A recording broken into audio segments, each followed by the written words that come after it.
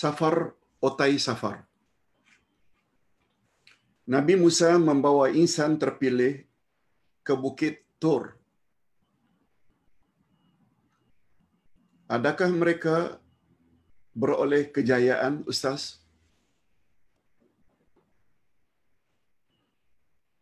Orang yang dipilih oleh Nabi Musa atas arahan Allah sebanyak 70 orang tadi, tujuan utamanya ialah untuk memohon ampunan kepada Allah di atas kesilapan mereka yang menyembah Ijil.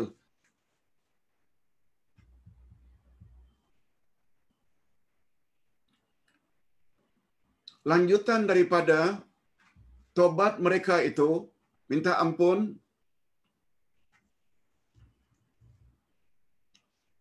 lalu Allah Subhanahu wa taala suruh kepada Nabi Musa, bagi mereka yang tobat itu hendaklah bunuh diri.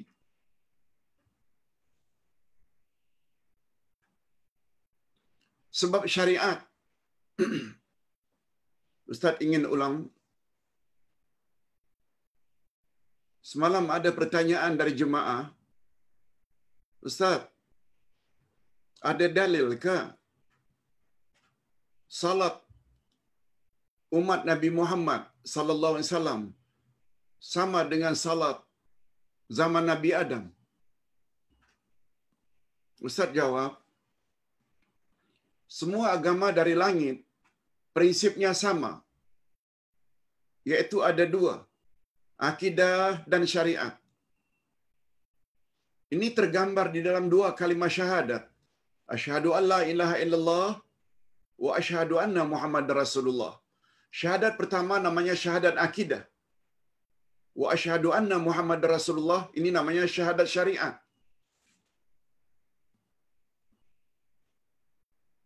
Syahadat pertama, syahadat akidah, iaitu mentauhidkan Allah, adalah sama. Semua ajaran yang dibawa oleh para rasul, oleh para nabi, sama. Iaitu menyembah Tuhan yang Maha Esa, tidak yang lain. Tetapi cara menyembah Allah yang Maha Esa ikut umat masing-masing. Tidak sama syariat antara satu umat dengan umat yang lain. Semua kita tahu, syariat perkahwinan umpamanya di zaman Nabi Adam boleh kahwin adik-beradik, asalkan jangan adik-beradik kembar. Kondisi zaman itu memerlukan syariat seperti itu sebab tidak ada insan dari sumber lain, tidak ada insan dari jalur lain. Semuanya keluar daripada rahim Hawa, Adam dan Hawa, anak. Laki-laki perempuan, laki-laki perempuan. Boleh kahwin adik-beradik, asalkan jangan adik-beradik kembar. Zaman Nabi Musa, tobat daripada syirik, mesti bunuh diri. Berbeza dengan tobat di zaman Nabi Muhammad. Walaupun kita pernah buat syirik, cukup dengan memenuhi 3 syarat. Tinggalkan syirik. Yang kedua, menyesal, dulu jahil. Yang ketiga, berazam untuk tidak ulang lagi syirik pada masa hadapan. Cukup. Jangan bunuh diri. Jadi berbalik kepada pertanyaan, Pak Ustaz, berhasil tak? Berhasil tak Nabi Musa membawa insan terpilih ke Bukit Tur? Adakah mereka beroleh kejayaan? Ditinjau dari satu sudut, beroleh kejayaan, walaupun mereka terpaksa bunuh diri, sebab dosa mereka telah dihapuskan oleh Allah Azza wa Jalla. Wallahu a'lam. Judijah. Assalamualaikum Ustaz. Dalam surah An-Nas mengatakan syaitan dari jin dan manusia. Boleh Ustaz perjelaskan syaitan manusia itu? Adakah sikapnya yang tertentu sahaja? Bagaimana hendak hindari syaitan manusia? Bagus. Pertanyaan Judiza. Selain ayat akhir dari surat An-Nas, minal jinnati wan nas, syaitan ada jin, ada manusia. Ini diperkuatkan lagi oleh ayat 112 dari surat Al-An'am. Wa kadzalika ja'alna likulli nabiyyin aduwa syayatinal insi wal jinni. Demikianlah Allah jadikan setiap nabi ada musuh, yaitu syaitan insan dan syaitan jin. Syayatinal insi wal jinni. Komen ulama tafsir. Dalam Al-Quran senantiasa jin disebut dahulu daripada insan. Minal jinnati wan nas. Akhir ayat atau surah An-Nas. Ayat 56 dari surat Az-Zariyat. Wa ma khalaqtul jinna wal insa illa liya'budun. Aku tidak jadikan jin dan manusia kecuali agar mereka beribadat kepada aku. Jin lagi. Karena jin dicipta lebih awal. Ayat 179 dari surat Al-A'raf. Allah berfirman, "Walaqad zara'na li jahannama katsiran minal jinni wal insi." Sungguh banyak kami lemparkan ke dalam neraka Jahannam dari kalangan jin dan insan. Tetapi kata ulama tafsir ketika menyebut permusuhan syaitan terhadap manusia, permusuhan yang ingin mencelakakan manusia, yaitu musuh manusia, disebut dulu syaitanul insi wal jinni, syaitan insan dan syaitan jin. Ini memberi isyarat. Ini memberi isyarat. Disebut syaitan insan dahulu, baru syaitan jin, menunjukkan syaitan insan lebih berbahaya dari syaitan jin. Syaitan jin barangkali bila dibaca Ayatul Kursi dia lari. Bila baca 3 qul dia lari. Syaitan insan tak lari. Terhadap Judijah dan lain-lain, Ustaz tidak dapat sebut secara detail ciri-ciri syaitan insan. Tapi cukuplah kita ketahui. Menurut bahasa, syaitan diambil dari kata perkataan syatana. Syatana maknanya ba'uda, jauh. Itu sebabnya kata ulama akidah, syaitan dinamakan syaitan. Karena makna syaitan, ba'idun anil haq. Segala yang mengajak kita jauh daripada kehendak Allah. Syaitanlah itu. Kita ingin tutup aurat, ada pihak yang melarang tutup aurat. Syaitanlah itu. Sebab tutup aurat Allah yang suruh. Kita ingin salat, ada pula mengajak kita pula ke tempat lain. Tak payahlah, nanti saja. Sampai tak salat kita.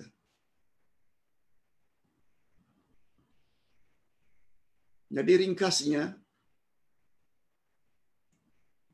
kita hendak buat suruhan Allah, dia larang. Kita hendak jauhi larangan Allah, dia ajak pula. Syaitan insanlah itu.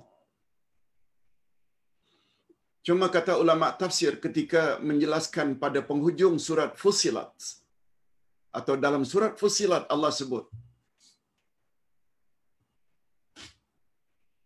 menghadapi syaitan insan beza. Menghadapi syaitan insan lain. Allah berfirman dalam surat Fussilat, kalau tak salah ayat 35. Wala tastawil hasanatu wala sayyi'ah. Tidak sama yang baik dengan yang buruk. Idfa billati hiya ahsan. Tolaklah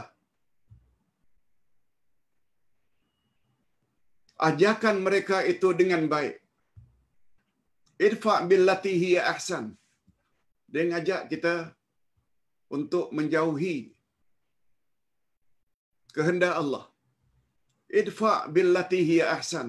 Tolaklah ajakan yang tidak elok itu dengan baik. Fa idzal ladzi bainaka wa bainahu adawatun ka'annahu waliyyun hamim. Jika terjadi perbalahan antara awak dengan dia, jadikan dia seolah-olah bagaikan kawan atau teman yang karib. Kata ulama tafsir, ini cara kita berhadapan dengan syaitan insan. Approach dia dengan baik sebagaimana sabda Nabi tadi. Qaribu wala tunaffiru.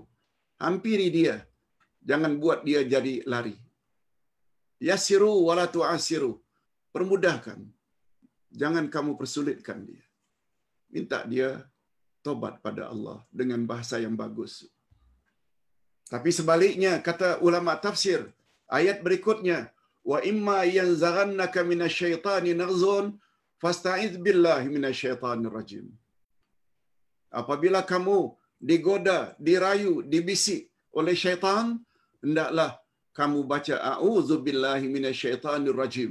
Nah, yang ini pula menunjukkan cara kita bila berhadapan dengan syaitan jin, yaitu baca a'udzubillahi minasyaitanir rajim. Berhadapan dengan syaitan insan, hendaklah kita bersikap lemah lembut, berbaik-baik dengan dia. Jangan kasar. Wallahu a'lam. Begitu yang Ustaz sempat tahu. Yang ketiga, safar otai safar bermakna nama Nabi telah tertulis di dalam Taurat dan Injil. Kenapa mereka sembunyikan, Ustaz? Ustaz dah jawab. Ringkasnya, karena keduniaan. Mereka yang menjadi leader dah terlanjur pun mendakwa the chosen one. Apalagi dalam Nasrani, Kristian, bila ada orang berdosa datang ke gereja, mengaku salah, dia mesti bayar sesuatu. Itu semua tidak akan dapat bila mereka memeluk Islam. Sekali lagi, karena pengaruh. Ingin mengekalkan kekuasaan di atas muka bumi. Bukan karena Allah. Itu sebabnya mereka sanggup sembunyikan Rasul yang dijanjikan. Judijah. Salam Ustaz. Dalam surah Al-A'raf ayat 158, Nabi mengatakan, hai manusia, sesungguhnya aku adalah utusan Allah kepada kamu. Kepada kamu semua. Bagaimana pula jin, Ustaz? Orang bunian itu jin ke, Ustaz?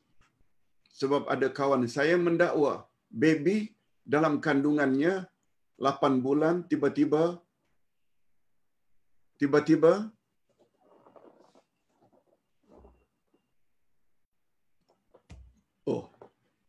mungkin tiba-tiba hilang, terputus di situ. Hadirin dan hadirat, orang bunian termasuk jin.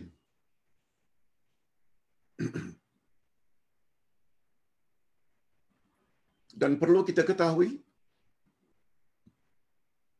bahwa rasul-rasul, khasnya Nabi Muhammad sallallahu alaihi wasallam atau terutama Nabi Muhammad sallallahu alaihi wasallam yang kita tahu, beliau bukan hanya diutus untuk membimbing insan tapi juga jin. Sebab matlamat jin dan manusia dicipta oleh Allah untuk beribadat pada Allah. Oleh sebab itu, rasul-rasul Allah dari kalangan insan, mereka ada tugas bukan saja membimbing umat manusia, tapi juga membimbing para jin. Sebab sebagaimana kita ketahui, malaikat diberi hanya akal tanpa nafsu. Itu sebabnya semua malaikat adalah baik belaka. Binatang, makhluk bawah ini diberi nafsu saja, tidak ada akal. Tapi yang di tengah-tengah ini, karena matlamat penciptaannya sama, yaitu beribadat pada Allah, jin dan manusia diberi dua-dua, akal dan nafsu. Syurga disediakan bukan untuk binatang, bukan untuk malaikat. tapi syurga dan neraka disediakan untuk manusia dan jin. Ayat 179 surat Al-A'raf. Walaqad zara'na li jahannam katsiran minal jinni wal insi. Kami lemparkan dalam neraka jahanam kebanyakan jin dan manusia. Sebab mereka akan dihisap. Sebagaimana kita belajar dalam ilmu akidah, Rasulullah hanya 2 jenis. Rasulullah maknanya utusan Allah. Satu dari kalangan malaikat, yang kedua dari kalangan insan. Mencabut nyawa seseorang bukan Allah yang cabut, tapi wakil Allah, utusan Allah yang bernama Malaikat Maut atau Israel. Yang datang membawa wahyu kepada rasul-rasul yang diangkat atau para nabi adalah Jibril. Mereka adalah utusan Allah. Bila kita mati masuk dalam kubur, bukan Allah datang ke kuburan, tapi utusan Allah yang bernama Munkar wa Nakir. Allah utus 2 malaikat, kiri dan kanan, untuk mencatat amalan kita. Itu semuanya disebut rasul-rasul Allah dari kalangan malaikat. Dan yang kedua, rasul-rasul Allah dari kalangan insan. Inilah yang namanya Nuh, Ibrahim, Musa, Isa, hatta Nabi Muhammad. Tidak ada rasul dari kalangan jin. Oleh sebab itu, siapakah yang cover untuk memberi bimbingan para jin? Jawabnya, rasul-rasul dari kalangan insan. Begitu yang dapat Ustaz jawab. Cuma jin tidak semuanya kafir. Sebagaimana manusia ada Islam, ada kafir, jin juga ada Islam, ada kafir. Itu sebabnya selain manusia masuk syurga, jin juga layak masuk syurga. Sebagaimana manusia masuk neraka, jin juga layak masuk neraka bagi mereka yang durhaka. Norma Ja'far. Assalamualaikum Uday. Islam agama yang syumul dan mudah. Yes. Syumul maknanya komprehensif, menyeluruh, dan mudah. Dalam situasi bagaimanakah jamak suri baru boleh dilaksanakan? Bolehkah dilakukan ketika dalam suasana yang selesa, contohnya sedang beriadah dan sebagainya? Mohon pencerahan Uday. Jazakumullahu khairan. Sebagaimana kita sama-sama maklum, jamak terbagi 2, ada jamak hakiki dan jamak suri. Jamak hakiki, jamak yang sebenar-benarnya, iaitu 2 salat dibuat dalam satu waktu, sama ada takdim atau takhir. Okey. Jamak suri, suri maknanya suratun, picture, gambar. Gambarannya macam jamak, tapi bukan jamak. Maksudnya masih dilakukan pada waktunya masing-masing. Zuhur pada akhir waktunya, asar dilakukan pada awal waktunya. Sepintas lalu kelihatannya macam jamak, tapi tidak jamak. Pertanyaannya, dalam keadaan macam manakah Ustaz? Dalam kondisi yang macam manakah? Dalam kondisi yang selesa boleh tak? Tidak. Dia hanya dilakukan pada ketika-ketika tertentu sahaja. Seperti umpamanya, Abdullah ibnu Abbas ingin menyampaikan sesuatu yang penting setelah asar. Maaf. Ya, setelah asar. Sampai masuk waktu maghrib. Terus beliau menyampaikan pesanan penting. Sehingga sahabat ada yang menegur. Ibnu Abbas tak tahu sunnah Nabi ke? Melambat-lambatkan salat maghrib. Tapi belum masuk waktu isyak lagi. Kata Ibnu Abbas, aku lebih banyak tahu dari kamu tentang sunnah Nabi. Maknanya beliau mempertahankan jamak suri. Karena ada perkara yang beliau ingin sampaikan. Lalu sebelum masuk isyak, beliau salat bersama jemaah Maghrib, kemudian tak lama kemudian masuk waktu Isya. Contoh yang kedua, isteri Rasulullah yang bernama Maimunah. Beliau mendapat darah istihadah. Semua kita tahu, istihadah maknanya darah penyakit. Bukan karena haid, darah bulan, bukan nifas, tapi darah penyakit. Nabi beri keringanan kepada Maimunah supaya buat jamak suri. Zuhur, kamu buat sajalah pada penghujungnya. Kemudian bila masuk asar, buat pada awal waktunya. Oleh sebab itu, walaupun namanya riadah, mungkin bila ketika tertentu menyulitkan, boleh. Tapi jangan jadikan amalan rutin lah. Sebab dia satu keringanan. Keringanan itu dilakukan sesuai dengan keadaan. Wallahu a'lam. Harun, Assalamualaikum Ustaz. Soalan, apakah menggantung ayat Bismillah atau lain-lain ayat pada pintu masuk rumah, di ruang tetamu, kedai, seperti kebiasaan kita lihat di rumah kedai orang Islam, diperbolehkan dari segi akidah kita yang berpahaman Ahlus Sunnah wal Jamaah? Mohon pencerahan daripada Ustaz. Hadirin dan hadirat rahimakumullah. Ayat Al-Quran adalah syifa. Ayat Quran adalah syifa.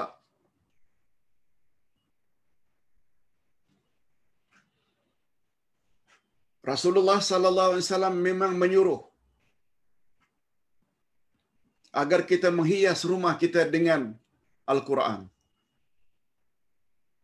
Tapi dengar dulu hadis Nabi. Zainu buyutakum bi tilawatil Quran. Hiasilah rumahmu dengan tilawah Al-Quran. Tilawah. Bukan hiasilah rumahmu dengan menggantung ayat-ayat Quran. Bi tilawatil Quran. Kita semua tahu tilawah itu tak sama dengan qiraah. Tilawah sesuatu yang kita baca lalu kita ikuti kehendak ayat tersebut dalam kehidupan sehari-hari. Oleh sebab itu, seseorang belum lagi menghias rumahnya dengan tilawah Al-Quran walaupun setiap 3 bulan khatam, tetapi masih meninggi suara pada mak bapak. Sebab itu dilarang dalam Al-Quran. Durhaka pada mak bapak dilarang. Walaupun dia baca Quran setiap 3 bulan khatam. Walaupun setiap 3 bulan khatam Al-Quran dibaca oleh seseorang, tapi dia bawa income dari luar itu, duit rasuah untuk dimakan oleh keluarga. Itu bukan tilawah Al-Quran. Tilawah maknanya awak baca dan awak fahami dan amalkan dalam kehidupan berumah tangga. Itu maknanya zayyinu buyutakum bi tilawatil Quran. Hiaslah rumahmu dengan tilawah Al-Quran.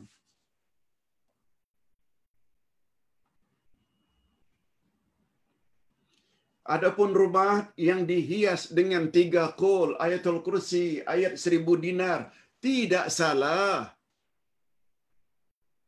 Tidak salah. Jika dengan tujuan daripada kita letak gambar yang bukan-bukan, baguslah ayat Quran. Bagus. Tetapi dia menjadi salah bila beranggapan dengan ayat Quran itu jadi pelaris. Jadi salah bila letak ayat Quran, ayatul kursi di atas pintu supaya syaitan tidak masuk. Tak. Coba dengar apa kata Nabi. Rumah yang supaya syaitan tidak masuk. La taj'alu buyutakum qubura. Innal baita tuqra'u fihi suratul Baqarah. La yadkhulu syaitan. Jangan kamu biarkan rumahmu sunyi senyap seperti kuburan. Rumah yang dibaca surat Al-Baqarah, syaitan tidak boleh masuk. Baca. bukan gantung. Rumah yang digantung surat Al-Baqarah di dindingnya atau di atas pintu, syaitan tidak akan masuk. Fahami. Itu sebabnya memahami Quran dan hadis Nabi sangat mustahak. Bukan terjemahan harfiah saja, tafsirannya. Tafsirannya atau syarahnya. Itu yang Ustaz boleh jawab. Ustaz tidak katakan sama sekali tak boleh. Boleh. Daripada gambar yang bukan-bukan, baguslah ayat Quran kita letak. Tapi dengan satu catatan, jangan beranggapan ayat itu jadi pelaris. Orang banyak datang. Syaitan tak boleh masuk. No, itu salah. Salah konsep. Dan terakhir, Hani Syafi'i. Assalamualaikum Uday. Apabila suami tidak benarkan isterinya berjumpa dengan ibu bapa mertua, adakah itu termasuk memutuskan silaturahim? Jazakumullahu khairan. Yes. Suami tidak sepatutnya menghalang isterinya jumpa mak bapa. Ihsan pada mak bapa tidak hanya dituntut ke atas lelaki, anak lelaki, juga anak perempuan. Bukan saja taat pada mak bapa dituntut sebelum mereka kahwin, setelah mereka bergelar isteri pun dia mesti patuh kepada mak bapa dalam hal kebaikan. Walaupun Ustaz tak nafikan, suami juga wajib ditaati. Tapi andai kata suami sampai melarang isteri berjumpa dengan mak bapa, minta maaf kalau Ustaz gunakan istilah kasar. Itulah di antara contoh syaitan insan. Apa makna syaitan? Segala yang ingin menjauhkan kita daripada kehendak Allah. Allah mahu kita berbaik-baik dengan mak bapa, jumpa mak bapa. Tapi kalau sekedar suami menghadkan, jumpalah setiap bulan, bukan setiap hari, bukan setiap minggu. Kalau ada ketentuan itu dari suami, patuhi. Tapi sama sekali memutuskan anak perempuan dengan mak bapaknya oleh suami, sangat tidak patut. Sangat tidak patut. Sebab itu sudah menjurus kepada kedurhakaan. Ustaz tidak kata anak perempuannya durhaka, tidak. Tapi suami itu telah menyebabkan anaknya atau istrinya itu durhaka pada mak bapa. Insya-Allah isteri tak terkena kepada sifat durhaka. Tapi suami yang telah mendorong isteri akhirnya menjadi anak durhaka dalam pandangan mak bapa. Wallahu a'lam. Hadirin dan hadirat, Ustaz kira cukup sampai di sini dulu penyampaian kita. Kurang 6 minit, lebih kurang 2 jam. Mudah-mudahan ada manfaatnya. Kita jumpa lagi esok insya-Allah dengan Al-Asma'ul Husna. Nama Allah Al-Witr. Al-Witru. Allah itu witir. Yuhibbul witir. Allah itu ganjil dan Allah suka kepada yang ganjil. Kita akan bahas esok insya-Allah. Segala yang baik-baik, ilham yang Allah bagi sesuai dengan apa yang Ustaz ingat, itu adalah daripada Allah, dan segala silap salah, khasnya dalam menjawab, itu adalah kekurangan dari Ustaz sendiri. Mohon maaf. Wabillahi taufiq wal hidayah. Wassalamualaikum warahmatullahi wabarakatuh.